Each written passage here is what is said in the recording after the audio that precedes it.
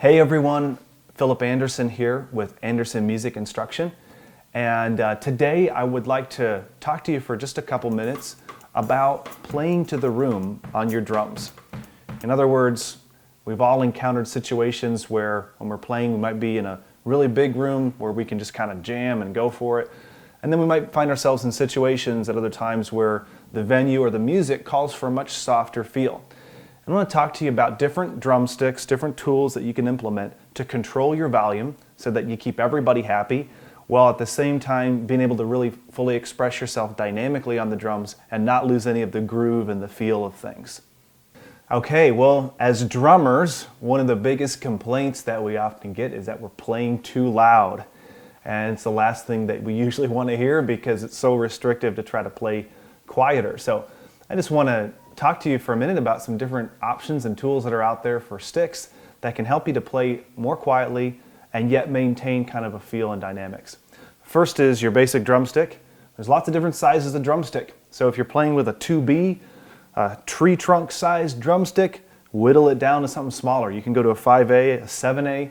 Each stick that's smaller, the smaller the diameter is, the quieter sound it's going to produce. So that's the first thing to check and look into, is a smaller drumstick. If that's still too much, you can go to a hot rod. And again, there's different sizes of these. It's basically just a bundle of something that looks almost like chopsticks, and they have it all taped together. A lot of drummers use these hot rods, or they're called by some other names sometimes, even for a different feel and sound on the drums. Sometimes you'll actually want to play with these even if you're not trying to be quiet. And if they start to break apart and fall apart in the process like this one has, it's just going to have an even quieter sound. So that's not a problem. Just keep using them until they're shredded up for you. Now, if that's also too loud, you can move to a brush.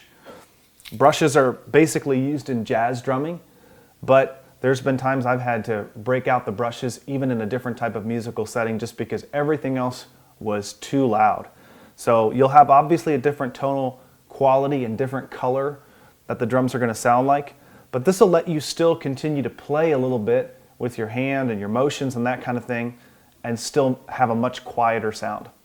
Now, as a last resort, and I say this kind of partly in jest, but I have actually seen people use pencils before. Not very fun, but if the situation calls for it, you can actually get some really cool tones with your pencils. And if you're like most drummers, you probably spent the better part of your high school years playing with pencils in the classroom anyway, so it'll be an easy transition. That should be some places to get you started thinking in the direction of some different tools that are out there available when you need to play quietly, different sticks that are out there. And as you implement these things, you'll find yourself with the need to just continue to be creative over time.